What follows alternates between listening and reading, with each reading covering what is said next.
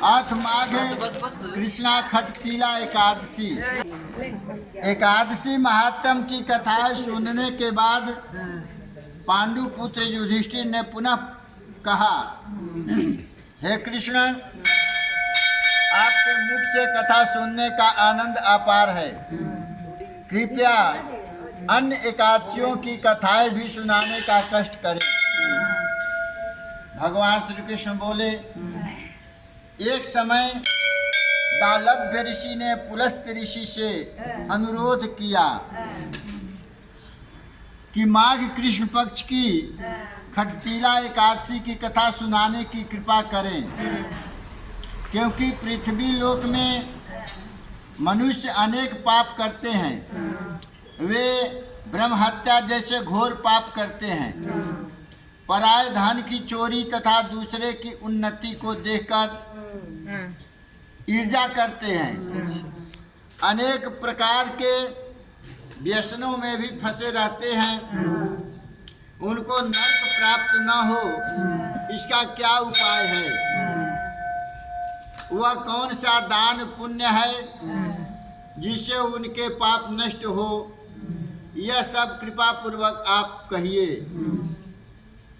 पुलस्त मुनि कहने लगे, हे महाभाग, आपने मुझसे अत्यंत गंभीर प्रश्न किया। इससे संसार में मानव मात्र का भला होगा। इसे त्रिदेव तथा इंद्र आदि भी नहीं बताते, परंतु मैं आपको यह गुप्त तत्व अवश्य बताऊंगा। माघ महीना में विष्णु भक्तों को स्नान आदि से शुद्ध रहना चाहिए और इंद्रियों को वश में रहकर काम, क्रोध, लोभ, मोह, अहंकार, ईर्ष्या और द्वेष आदि का त्याग कर भगवान के स्मरण में तल्लीन होना चाहिए। पुष्य नक्षत्र में गोबर, कपास, तिल मिलाकर उनके कंडे मतलब उपले बनाने चाहिए। उन कंडों से 108 बार हवन करना चाहिए। जिस दिन मूल नक्षत्र और एकादशी तिथि हो, तब अच्छे पुण्य देने वाले नियमों को ग्रहण करें। स्नान आदि नित्य क्रिया से निवृत्त होकर सब एकादशियों के देव श्री विष्णु भगवान का पूजन करना चाहिए और व्रत धारण करना चाहिए। रात्रि को जागरण करना चाहिए। उसके दूसरे दिन धूप, दीप, नैवेद्य आदि से भगवान का पूजन कर खिचड़ी का भोग लगाना चाहिए। तत्पश्चात पेठा, नारियल, सीताफल या सुपारी सहित अर्घ देकर स्तुति करनी चाहिए। भगवान, आप दीनों को शरण देने वाले हैं, ऐसा बोलना चाहिए। इस संसार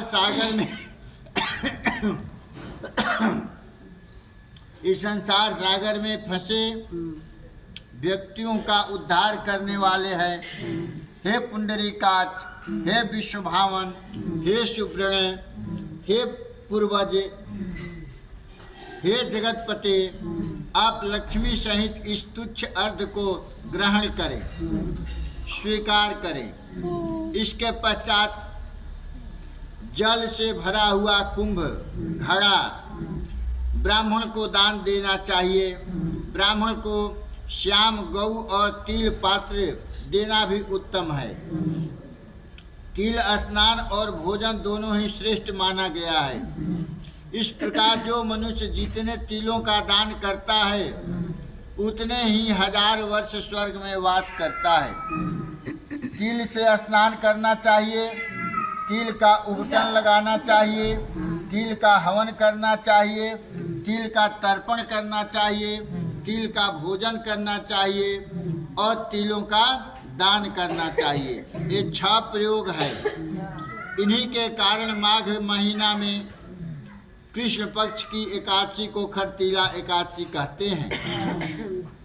इस व्रत के करने से पाप नष्ट हो जाते हैं। यह कहकर पुलस्त ऋषि बोले, अब मैं खटतीला एकादशी की कथा कहता हूँ। एक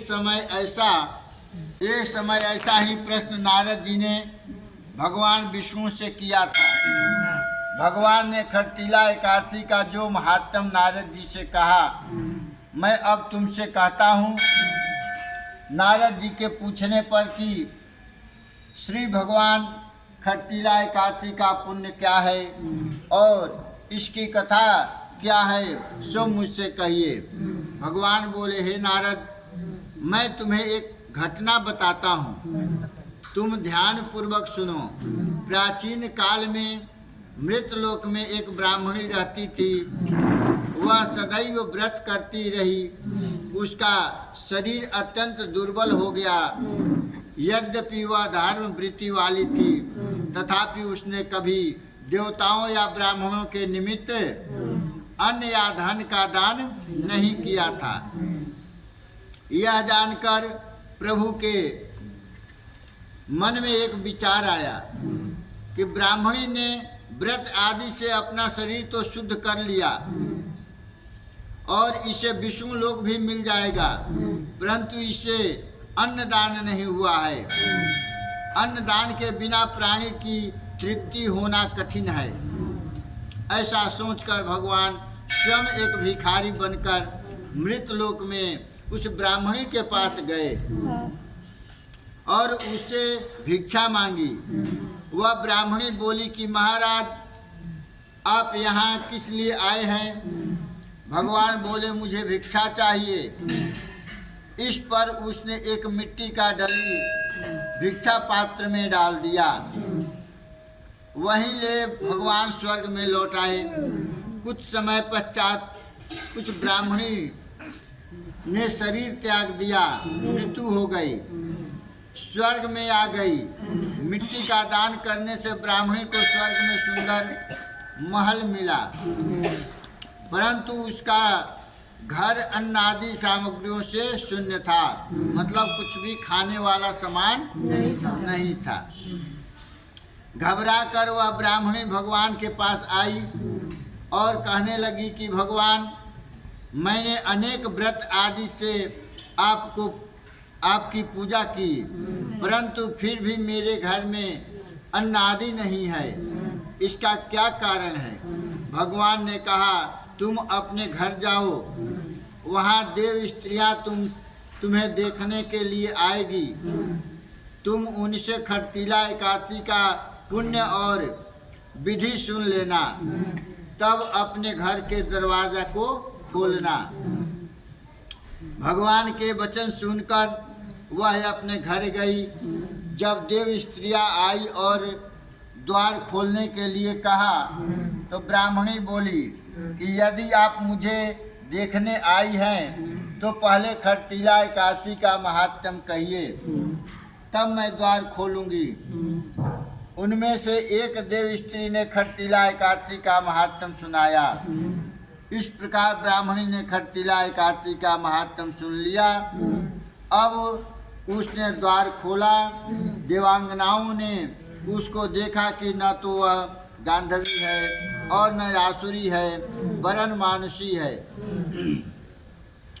उस ब्राह्मणी ने देवताओं की स्त्रियों के कहने पर खरतीला एकादशी का व्रत किया। इसके प्रभाव से उसके घर में अन्न आदि समस्त सामग्री आ गई।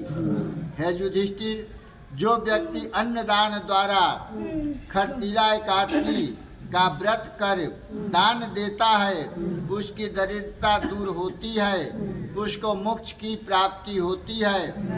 एकादशी व्रत में त्याग तपस्या के साथ साथ अन्नदान भी अवश्य करना चाहिए।